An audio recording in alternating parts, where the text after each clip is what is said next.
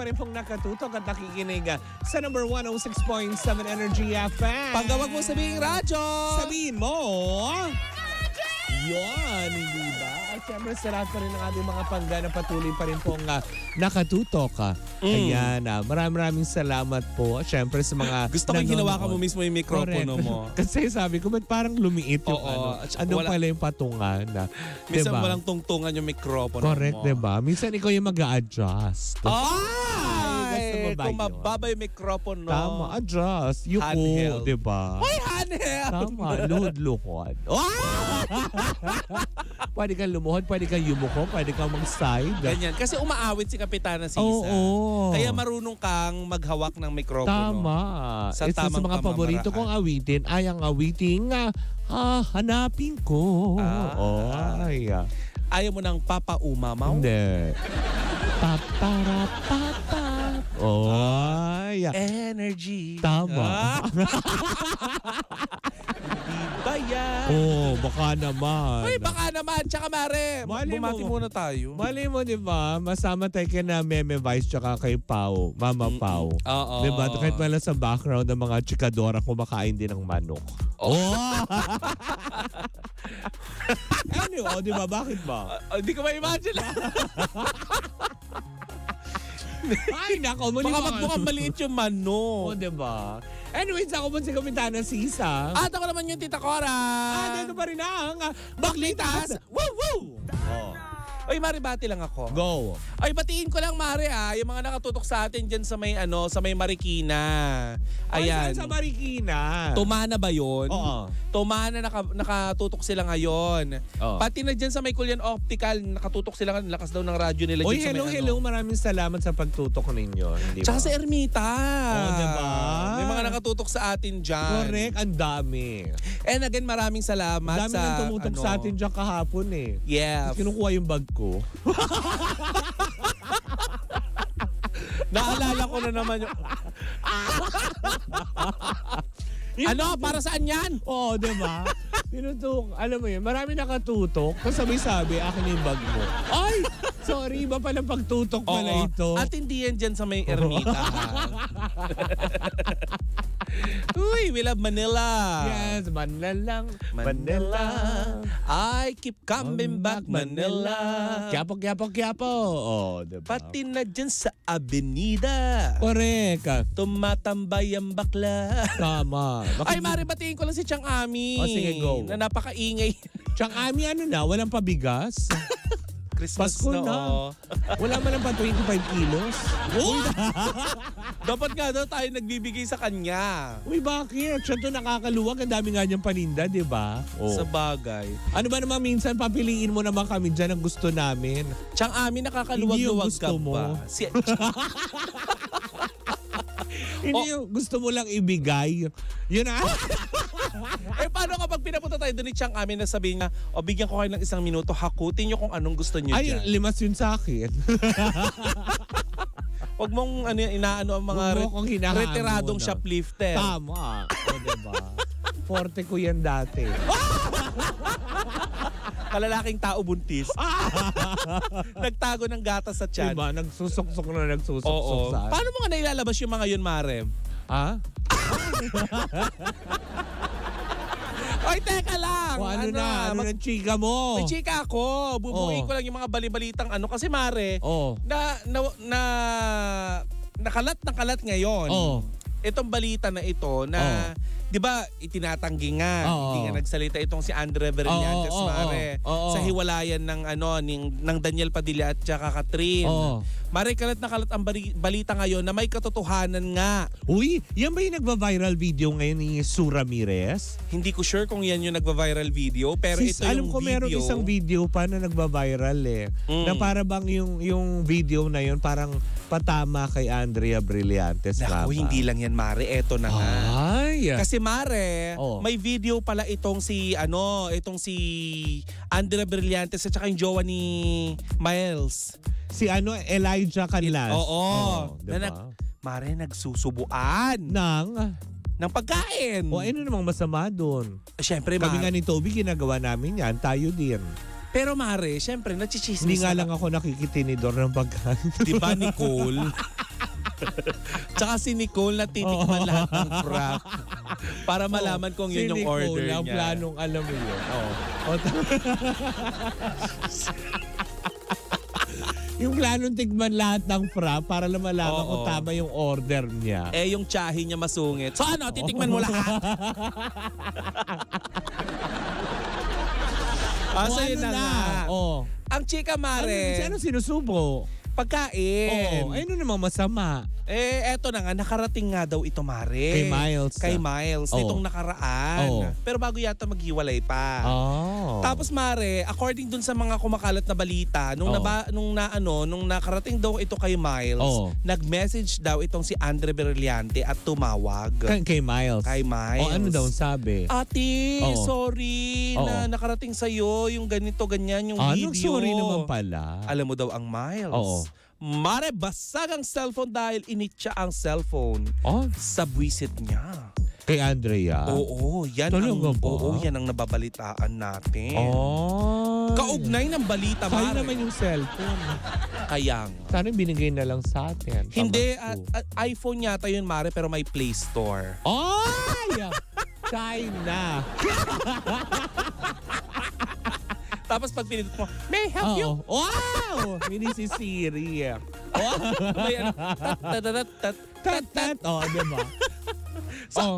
Tapos, tawang-tawa ka. So yun na nga, hindi may naaalala lang ako. Speaking of China kasi, mga cellphone dati, bago na uso yung mga diba? Android.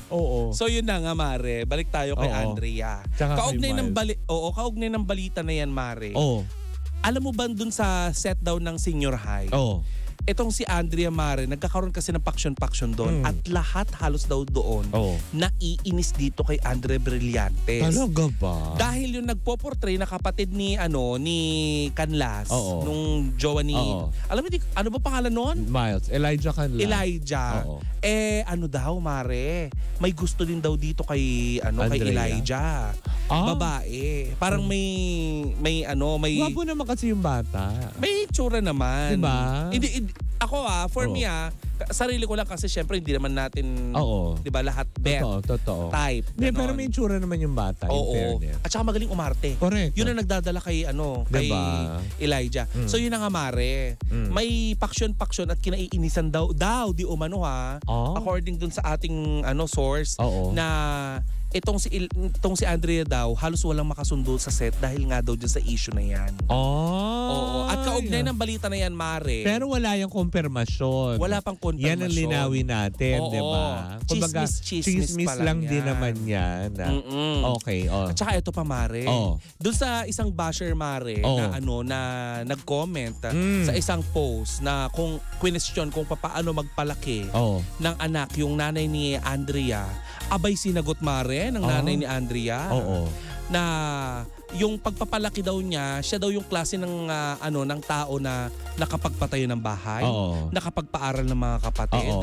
Ikaw, anong ambag mo? Ginanon ng nanay ni Andrea. Yung basher. Sumasagot na din. Hindi, yun naman din, 'di ba? Yun naman din ang hirap kasi. It's been kumbaga parang naging culture na lang yun ng Pilipino. Aminin man natin sa hindi naging culture na ng Pilipino yon. Na kunyari ikaw, Tita Cora. Ako kunyari, 'di ba? Na alam mo yon, ikaw lang yung tina-target nila. Pero ang ending, target na kung sino-sino yung mga nasa paligid mo na wala namang involve.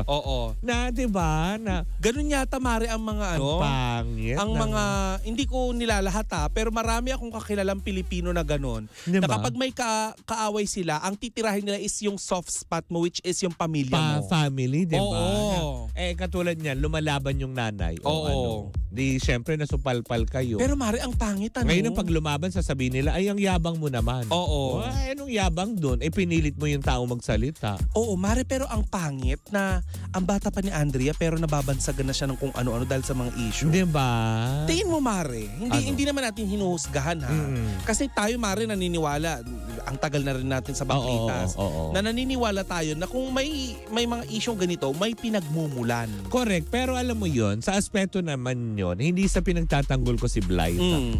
Kasi makikita mo kay Blythe, diba, na kahit anong ibato mo sa kanyang issue, alam mo yun, typical na bata. Nandun pa siya sa, alam mo yun, wala pa siya sa maturity na... Huy, speaking of bata, nakalkal ulit yung video ni Blythe, isa-isang vlog, na nag-aano sila ng jojowain o tuturpahin ng kapatid niya. Nag-video. Alam mo nung naipakita yung picture ni Daniel, sabi niya, aasawahin daw niya. At ano lang naman husband material daw. Syempre, bata nga, diba? Yung bata, alam naman natin, pag bata, hindi ka naman basta nag-iisip, yung bugso lagi ng damdamin. Pero ngayon, makikita mo yan sa kanya eh. Kasi kahit anong seryoso ng pambabato gawin kay Andrea, tignan mo, diba, masaya pa rin siya nagpapa-interview, walang baka sa mukha niya na para bang, ay, gano'n na ba kalala yun?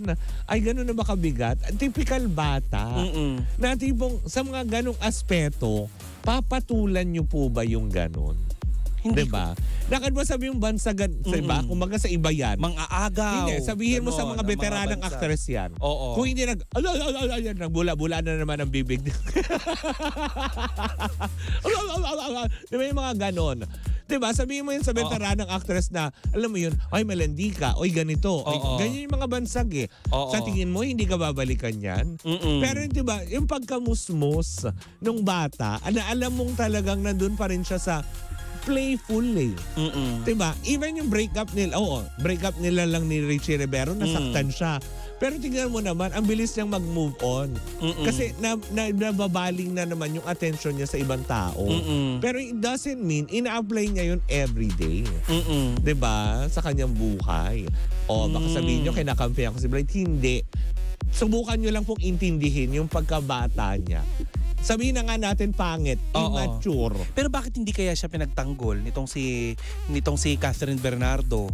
Siguro kasi sa aspeto naman niya, parang hindi ko naman din siya dinawit. Wala naman minention si Catherine Bernardo, so ba't kailangan niyang may linawin? Kasi si Jillian Vicencio, Mare, pinagtanggol nitong si Hindi, siguro kasi, diba, katulad si Jillian, nakatrabaho na niya eh. I don't know kung nakatrabaho na niya si Nakatrabaho niya sa Too Good to Be True. Diba? Si Jillian Vicencio. Nakatrabaho din naman nila ni Daniel eh. Diba? Ito si Andrea. Nung bata-bata days pa, diba? Dahil nakasama nila sa pelikula yun.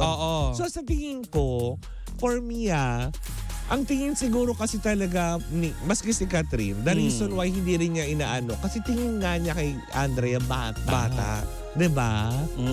Sobrang, alam mo yung mga panahon na yun na nagpelikula sila nakasama nila si Andrea, neneng-nene pa yun talaga.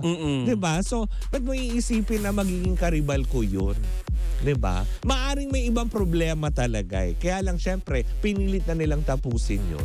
Hindi kaya kagaya ng si Andrea ay kagaya lamang nung kilala nating aktres na ngayon ay may pinagdadaanan na kapag sinasabihan siya ng ng mahal kita ay mabilis lamang itong ma-fall. Diba? Yung ganon. Siguro yung mga ganon kasi nga bata eh. Alam mo naman, diba, may mga stages talaga ng pagiging in love, Mare. Kasi pag sinabi mong mahal kita, alam mo yun, may infatuation stage at may seryoso.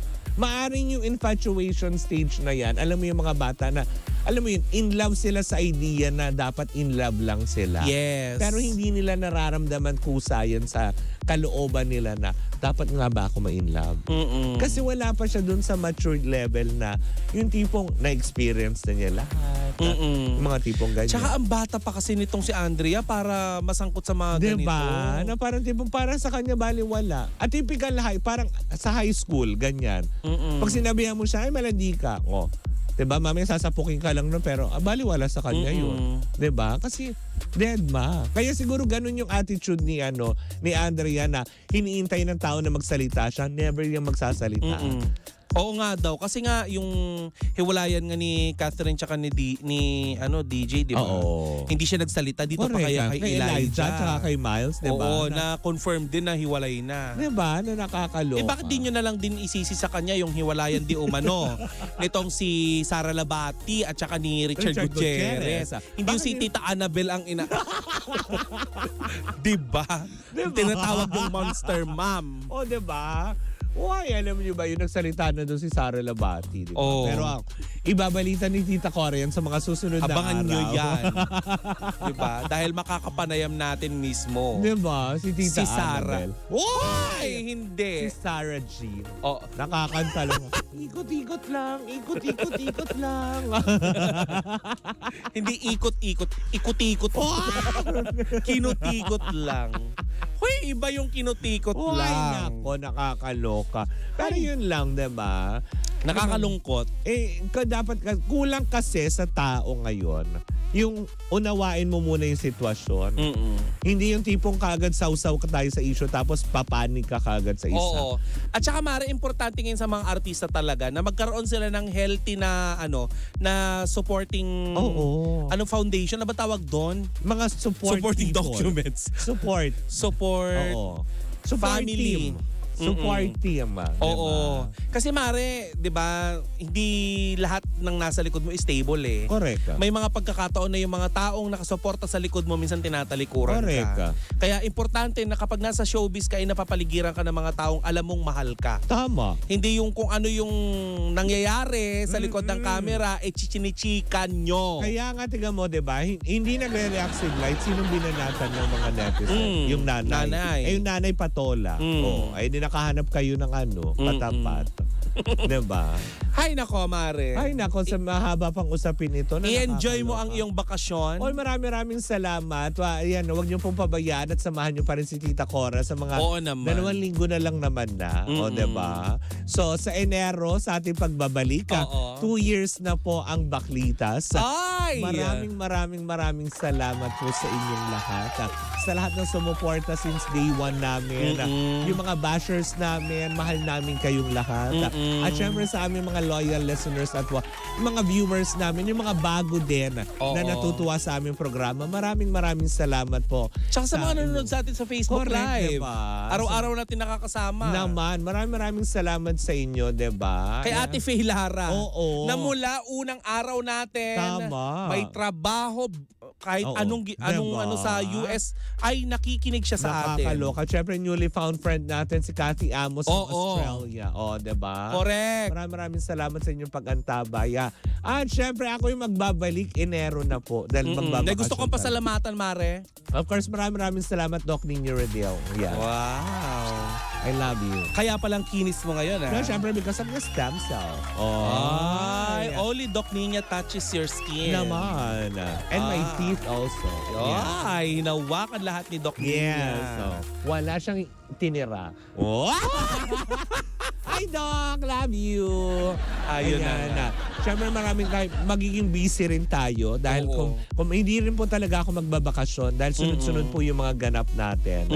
Diba? Like, ulitin ko lang din, makita-kita tayo sa darating na Sabado, December 16, dyan sa may Kamanaba area dahil dyan po magaganap ang Parade of Stars para sa Metro Manila Film Festival sa taong ito at kasama po ang Energy FM dyan. Yes, at kung meron mga announcement, mga pangga, umantabay lamang dito sa 106.7 Energy FM. Correct, hindi ba?